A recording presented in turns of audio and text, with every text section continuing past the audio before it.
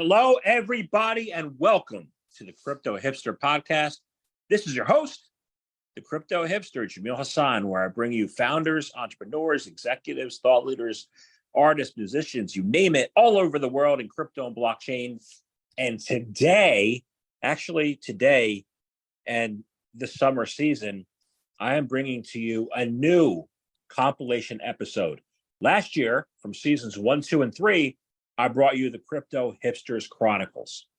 And now, from season 4 and 5, without further ado, I bring you the Crypto Hipsters Mysticals. And what that is, what it was last year, and what it is this year, it's a compilation. It's a compilation of 3 or 4 podcasts together as like a montage. And on a certain topic or area of interest in crypto and blockchain, pulling from my podcasts. And now, as we're heading into the summer of 2023, I bring to you the Crypto Hipsters Mysticals. And there's going to be 22 or 23 or 24 around their episodes. And I look forward to you looking forward to it. So thank you very much for tuning in. Thank you for enjoying my podcasts. And this is going to be a summer treat for everybody.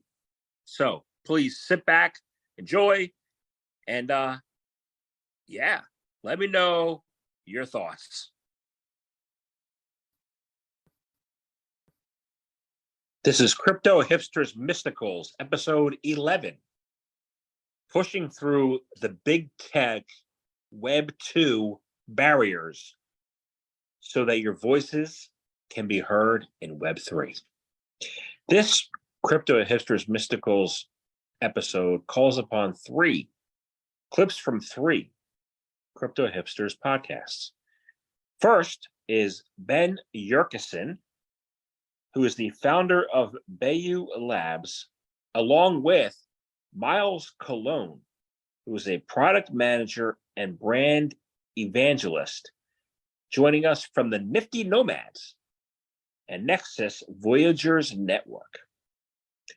Second is Jackson Rodriguez, who is the CEO and founder of 3RM.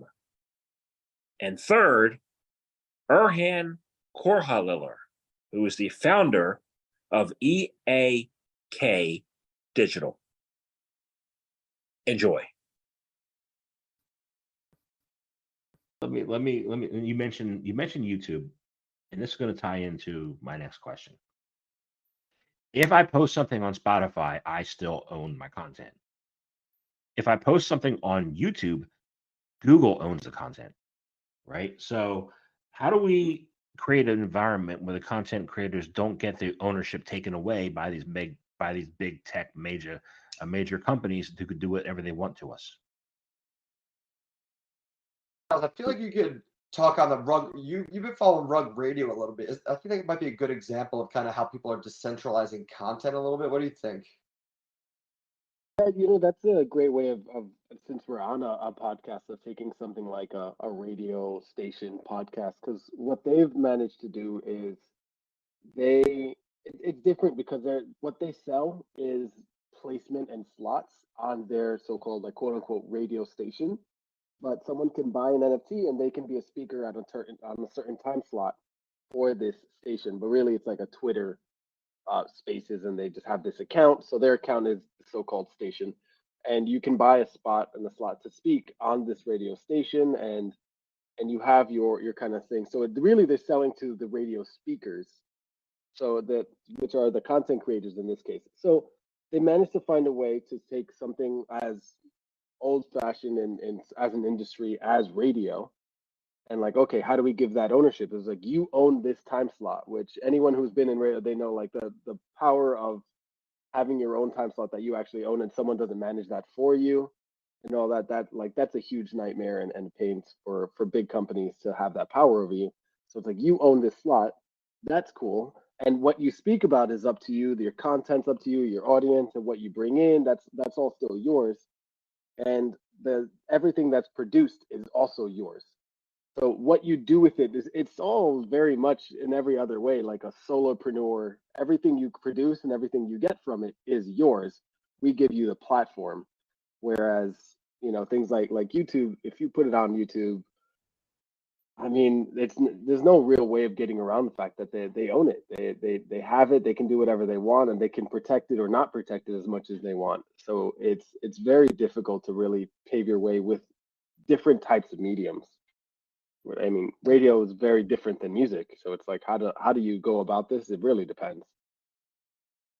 And I don't think and I guess it's a good example of like companies that are starting to do like ownership of content creation, but I don't think we're fully there yet because even like we're deep in Web3, right? But I mean, I know I'm still using like Instagram and YouTube and all these. Like, I think that is a good example to show how content can be decentralized. And maybe down the line, there's going to be platforms where it's like the Instagram, the DAO of Instagram, so decentralized autonomous organization where you can like kind of have your content, but it's not owned by anyone. We're not necessarily there yet, but that's kind of where I see things going to as a way to kind of combat that these companies are owning your content. Because even with things like Spotify, where people traditionally haven't gotten paid as much for their content, now they're making music NFTs where they own more of that song that they produced and are not just getting a cut of royalties. So it's an interesting thing. I don't think we're fully there yet, but there's a lot of opportunities for innovation on that front. If anyone's listening here and wants to build a cool business around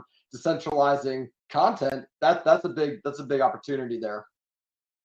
You know what? Yeah, a lot of that goes into adoption. Sorry to like jump in, but now I'm kind of thinking it really lands with adoption because, like you said, Spotify and the music NFTs, Spotify is looking at Web3 and NFTs as a tool, and they're only looking at it because we care. They'll move wherever the masses say, like, this is something we all want, and if you don't get in on this, you will lose. And if they're a smart company, they'll try and get ahead of it, and they will find a way to leverage it so that they stay relevant.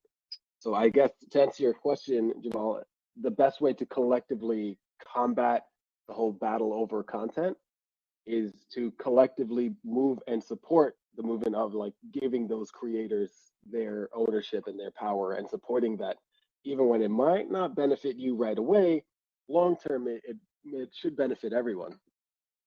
So that's Miles' message to big tech out there. If you're big tech, if you're listening, we want our content. Yeah, I agree. Please do that. It's necessary and it's needed. And I'm looking at the perspective of what you said about finding talent, right? In Web 2, when people apply for jobs, you get 5 minutes later after you apply on a website, you get an automated response. Oh, we carefully reviewed your credentials and we decided. No, you didn't. You put it in your bot. You know? Yeah, it's funny too because I just sourced we hired 4 new people, and so I decided as a founder I wanted to source all the candidates. So I've about maybe I'll say conservatively 200 meetings in the month of January where I was sourcing every candidate from sunrise to sundown, and I would say 30% of them were able to make up credentials on LinkedIn. They were lying about their background. They were exaggerating on what they did. When you look at things like Coursera or Google Ad certificates, that's only a PDF. So one thing that I've been really experimenting with this year is I have a couple of Web 2 B2B enterprise conferences that I'm going to. And I'm getting a booth and I'm just saying, ask me anything about Web 3. We have about 2,000 organizations who signed up to our product, who I've intimately taken the time to read about what they're doing.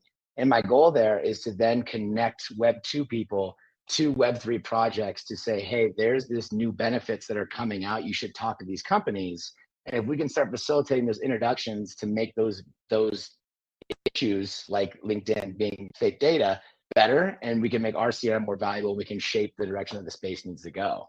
So we're taking it really upon ourselves to say, okay, if these benefits can outweigh the problems so much more, we should really focus only on the benefits, not the technology. And so many founders, I think, in Web3 get so obsessed with, what is going on chain, how the process is, what you need to do, that I think it scares away a lot of people, as opposed to saying, oh, wow, the benefit is they can't lie about where they worked historically. What that would do for recruiting, tremendous. And then a CRM there to manage that relationship. And if we make that enabled, we can really unlock a lot more in the space. agree with you. I'm with you 100% there. So let's talk about so far the utility of Telegram. Because the utility of company depends upon the utility of Telegram, a little bit at least. How has Yeah. Telegram been either an effective or ineffective CRM, right? And how can we collectively move beyond it to be to have more efficient platforms? Yeah, I think that's a great question. So, one thing that I think is really important about Web3, and one thing that I've really come to enjoy, is that people can exist however they want to exist. They can be a contributor, they can be a full-time employee, they can be anon, they can be whatever they want. So, we start with Telegram because that's the biggest addressable problem right now. I think the main goal, what would be really exciting, is if we can bring in other silo channels. If we could bring in your Twitter DMs, if we could bring in, your Discord messages, if we could bring in these other channels that aren't being previously brought in. One thing that I think we do really, really exciting right now is we actually have in our Telegram integration, it's only folders. So you're able to pick and choose using a folder which conversations you want to bring back. You're not sending everything back. And so what folders allows you to do is say, these are the combos that my team needs to see. And those are the only things that we bring in.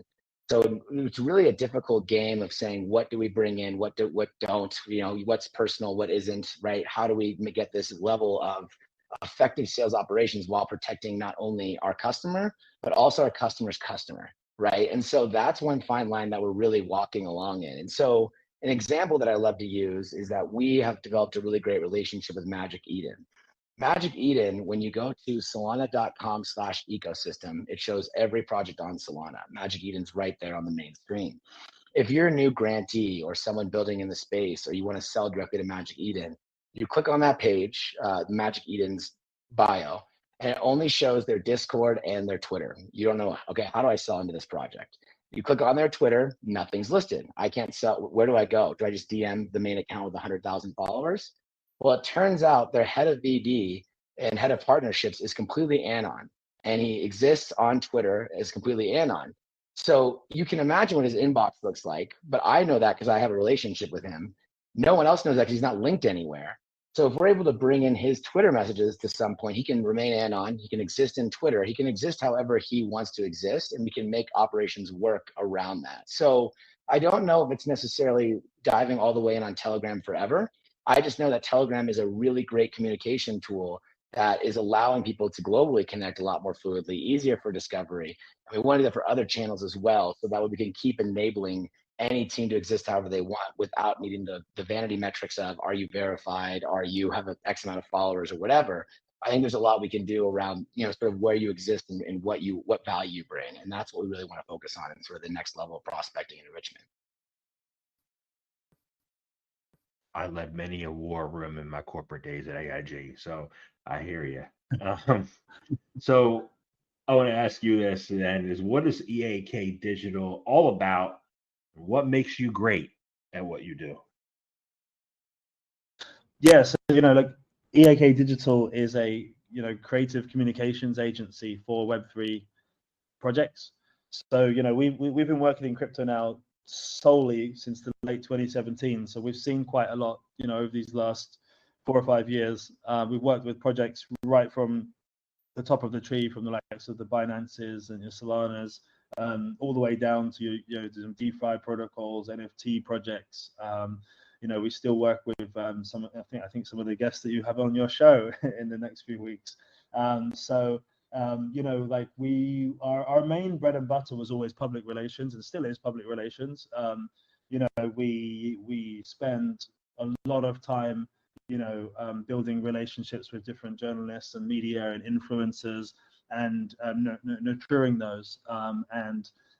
We are extremely passionate team. I mean, we're a team of nearly 25 people now, and we're still hiring, even though through this bear cycle, which I think is against the trend.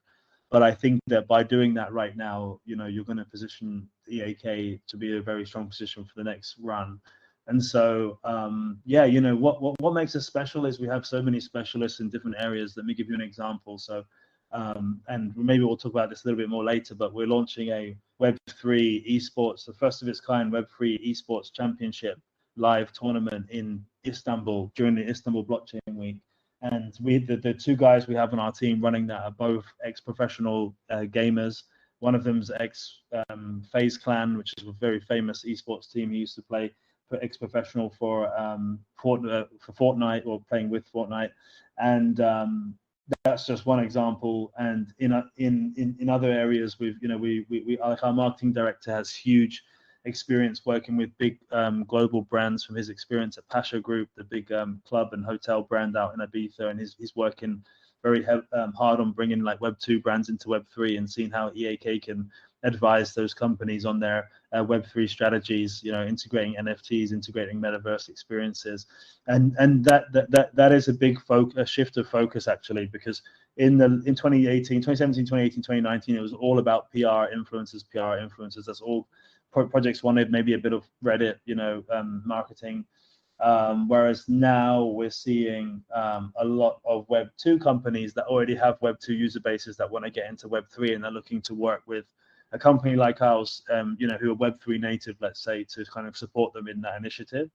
As you know, there's bad actors in the space, there's good actors, and it's really important for their brands that they don't make a mistake. So I think that's a key focus for us going into Q4 and then into next year. And then what else makes us great at what we do? We literally run our own events now. So we started off in 2018, 2019, like partnering with other events, big events in Malta, when Malta was all the rage, and when they first legalized crypto companies in that area, and then also in the US. And basically, we would help other events with their PR, their helping them get some speakers, and helping them get some sponsors. And then the thing is, it's like after a while, they were asking for more and more from us. That it quickly became apparent that with our contacts book, that we should probably try and do this ourselves. I've been a digital nomad now since 2018. So literally the way that I comprehend being a digital nomad and don't feel guilty, because I always feel guilty if I don't do my work, and don't put 110% in, is that I would travel the world based on wherever the next big crypto event is. So that's exactly why I'm in Bali right now, because I was at Crypto Week Bali last week, and before that I was at Korea Blockchain Week, and now I'm waiting for Token 2049 in Singapore. So I'm just going to wait here for a few more weeks and then jump there. And I managed to build up a really, really strong, ridiculously strong network. I was doing interviews with the big speakers at each event on our YouTube channel called EAK TV. And, in 2018, I interviewed in one event, it was like Charles Hoskinson, CZ, Roger Ver, some really big names in the space. And that really helped us build our network and actually helped us get some big clients very early on in our crypto career, let's say. And then we ended up, deciding that, after being to literally hundreds of events and partnering with many events, that we should go into the event space ourselves. As an agency, of course, running your own events is very complementary to your own PR and marketing services. It's all encompassing. It enables us to, obviously showcase the best, thought leaders in Web3 in our network, also occasionally some of our clients. And of course, we can bring some top media there, and obviously we can meet with them and build our relationships that way. So I think, it's been interesting. It's been very interesting this year. We did the Blockdown Festival in May, and then obviously we have Istanbul Blockchain Week in November, and they're two very, very different events, very different focus, very different vibe. And it's been a steep learning curve, but it's been really fun, because I think all of us in crypto are very intellectually curious, right? I think that's why we're all here. I think a lot. I mean, I definitely have a monkey brain that just needs more and more information. That's one of the reasons why I love. I keep saying crypto. I should probably say Web3 now, right? This is a more trendy word, but like that's the reason. One of the reasons why I love Web3, because there's just always got more and more to learn, and the same goes back to our business in terms of that we're always going to keep trying to do new things and keep innovating, and we have done a lot of that with our events. It's not just running the events. We've also been integrating like NFTs into our events. We've been integrating this whole gamification using NFTs in our Blockdown Festival event, which I'd be happy to tell you more about. And we're looking to do something similar in our next Blockdown event next year.